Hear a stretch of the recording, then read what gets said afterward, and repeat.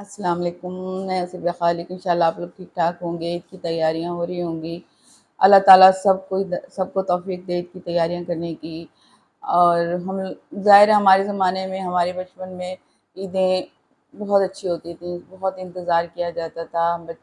اور ہم تو پوری رات سو نہیں پاتے تھے، اپنے کپڑے سرانے رکھ لیتے تھے اور سوتے نہیں تھے کہ صبح ہمیں نئے کپڑے پہننے ہیں، کیونکہ اتنے کپڑے نہیں بنتے تھے۔ کبھی سال میں یا کبھی کسی تقریب پہ بن گئے تو ایک الگ ہی خوشی ہوتی تھی۔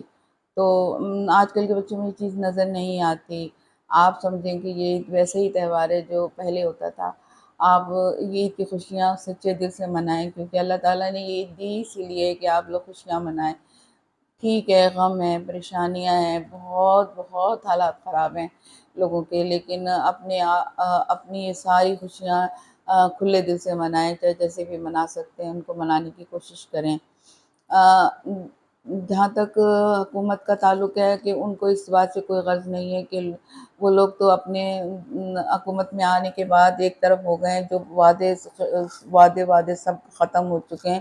سب کچھ اب صرف بغض اور فرونیت ہے جو چل رہی ہے ان لوگوں میں، کہ اس کو ختم کر دیا جائے، اس کو لے آیا جائے، اپنے خاندان والوں کو، اب یہ پورے خاندان والوں کو لے کے عمرے پہ گئے ہیں، اپنے ہی لوگوں کو لے کے گئے ہیں، اور یہ کہاں کا انصاف ہے، یہ بھی ہمیں نظر نہیں آ رہا۔ جماعت اسلامی کے امیر حافظ محمد بن گئے، ہمیں خوشی ہوئی، انہوں نے بہت محنتی آدمی ہیں، وہ محنت کرتے ہیں، ایک سچے انسان ہیں، اللہ تعالیٰ ان کو بھی ترقی دے۔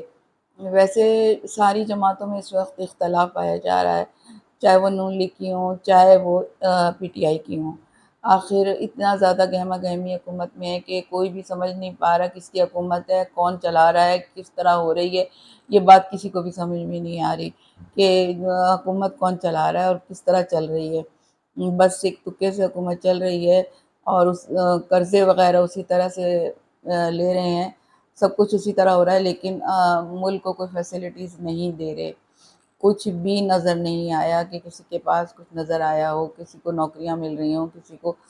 کھانے کو مل رہا ہو، یا یہ چیزیں ختم ہو رہی ہوں اور بڑھتی ہی چلی جا رہی ہیں، کیونکہ ان لوگوں یہ اپنے اقتدار میں آنے کے بعد بھی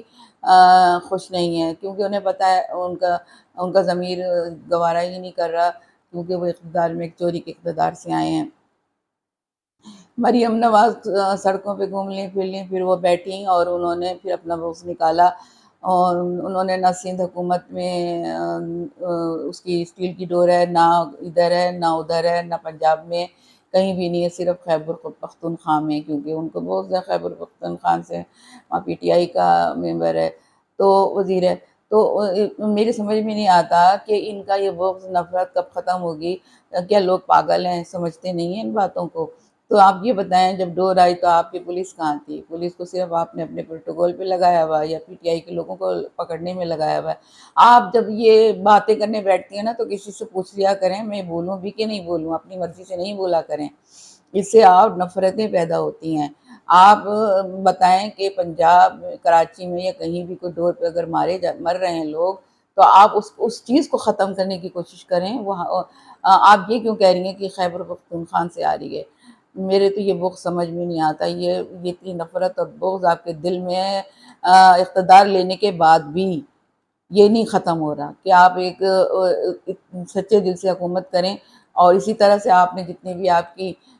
سہیلیاں ہیں، جو بھی ہیں، چاروں پانچوں، وہ بھی اسی کام میں لگی ہوئی ہیں، صرف اور صرف بغضرانہ نکالتی رہتی ہیں، بیٹھی بھی چیختی رہتی ہیں، چلاتی رہتی ہیں، کوئی ان کے پاس صحیح لفظ نہیں ہوتا بولنے کا۔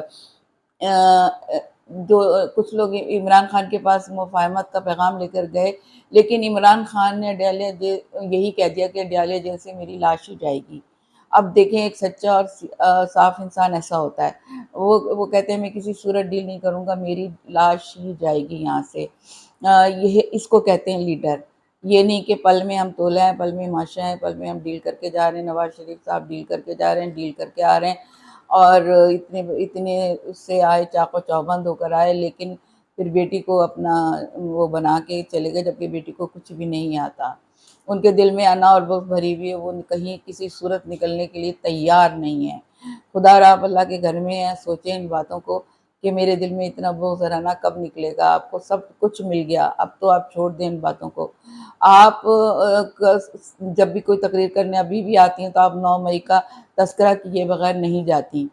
یوں ہوا، اور بھی تو بہت کچھ ہوا، ابھی بھی تو بہت کچھ ہو رہا ہے، اس کو بھی تو کریں نا باتیں، وہ باتیں بھی تو کریں نا جو ابھی ہو رہی ہیں، جو آپ لوگ کر رہے ہیں، جو اقتدار میں چوری کر کے بیٹھے ہیں، یہ باتیں بھی تو کریں نا کہ کس طرح سے لوگ آئے اور کس طرح سے ووٹ ہم نے چوری کیے۔ لیکن آپ جو 9 مئی کے پیچھے چھپی ہیں نا، آپ اقتدار بھی 9 مئی کی وجہ سے کر رہی ہیں، ایک